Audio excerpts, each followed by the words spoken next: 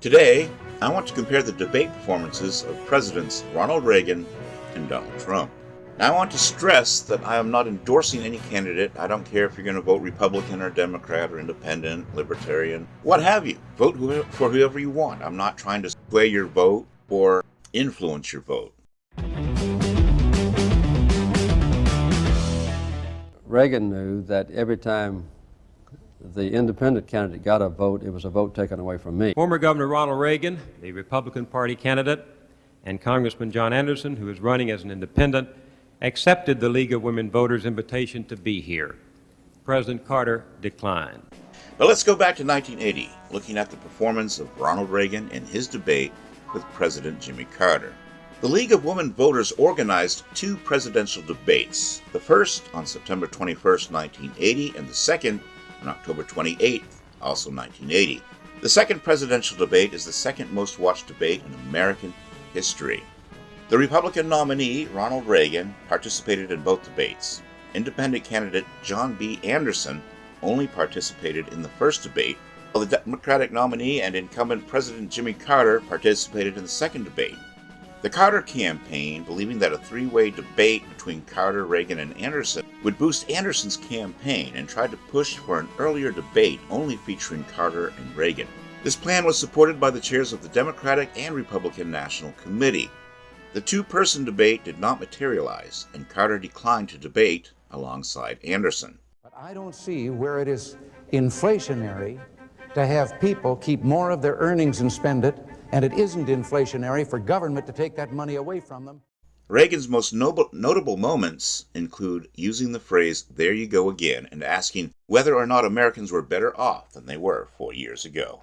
Typically is against such a proposal. Governor, there you go again. When I opposed Medicare, there was another piece of legislation meeting the same problem before the Congress. I think when you make that decision, it might be well if you would ask yourself, are you better off than you were 4 years ago? Nielsen Media Research states that the second presidential debate garnered 80.6 million viewers. It was the most watched debate in American history until the first presidential debate of 2016. An unscientific televote poll carried out only by ABC immediately after the debate received about 650,000 responses, two-thirds in favor of Reagan.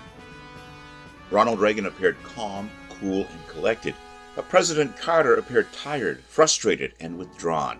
He could not answer Reagan's criticism of the economy and his performance as president.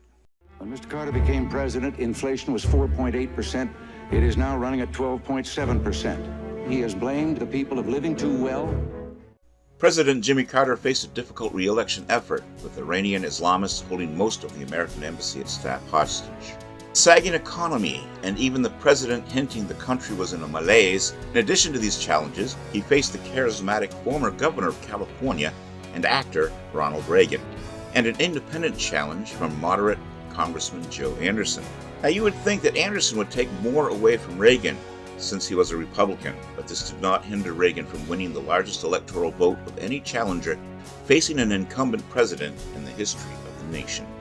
Reagan was originally a Democrat but turned to the Republican Party and was elected to the first of two terms as governor of California in 1966. He tried unsuccessfully for the Republican presidential nomination in 1968 and 1976, and by the time of the 1980 election, he had been stumping in one form or another that election for nearly 4 years.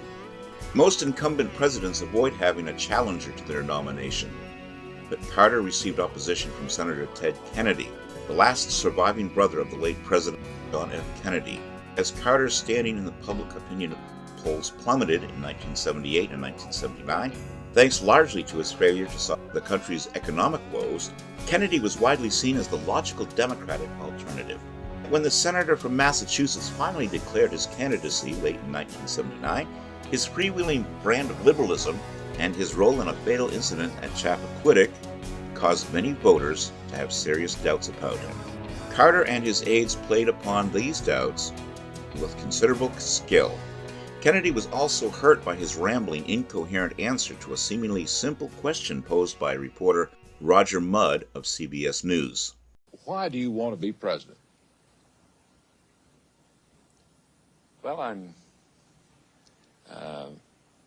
were I to make the announcement and to run, the reasons that I would run is because I have a great belief. The Carter camp was unquestionably aided during the primaries by the ongoing hostage crisis in Iran, which began on November 4, 1979, exactly 1 year before the general election.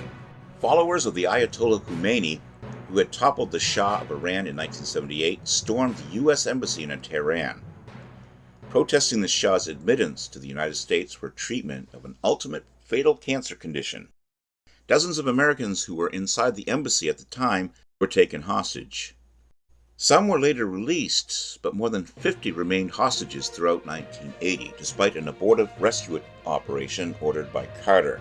It is axiomatic that Americans rally around a president in times of international crisis, and that was precisely what happened during the Democratic primaries, to Kennedy's obvious and outspoken chagrin.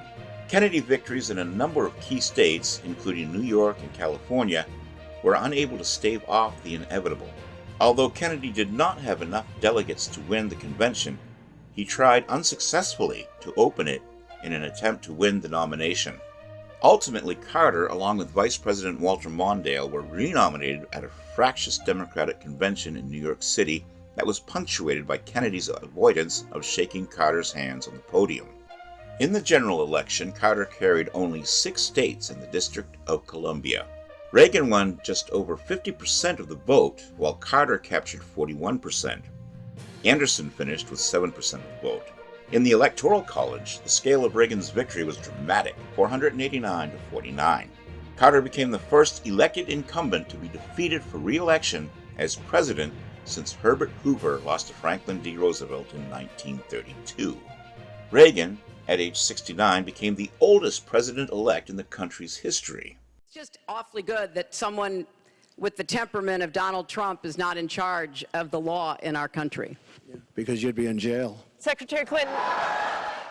Now let's look at the election of 2016, in which Republican Donald Trump lost the popular vote to Democrat Hilary Clinton by more than 2.8 million votes, but won 30 states and the decisive Electoral College with 304 electoral votes to Clinton's 227, and thus became the 45th President of the United States. Donald Trump would emulate Ronald Reagan's mantra of "Make America Great" and would try to mimic the former president's personality. The tumultuous, abrasive 2016 campaign defied established political norms. Clinton's campaign featured superior organization and fundraising, and almost every election eve poll pointed to a comfortable victory for her, just like the polls in 1979 and 1980 showed for the incumbent Jimmy Carter. But Trump's anti-Washington appeal to white working-class voters outside major cities and pivotal manufacturing states proved to be the key factor in what several publications called the most stunning upset in American history. Clinton enjoyed solid backing from the Democratic establishment. A surprising and spirited challenge emerged, however, from Vermont Senator Bernie Sanders, self-proclaimed Democrat socialist. He proved to be a spoiler for her, just as Ted Kennedy was for Jimmy Carter in 1980. That was our show for today. On our next show, we're going to look at the debates between Ronald Reagan and Walter Mondale, and why Reagan won the largest electoral victory in the history of politics. And we're going to look at the debates between Donald Trump and Joe Biden, and we'll discover why Donald Trump lost his bid for re-election, in my view. Until next time, this is Kevin Gibbons saying so long, live long and prosper, may the force be with you, keep reaching for the stars. Please subscribe to my channel.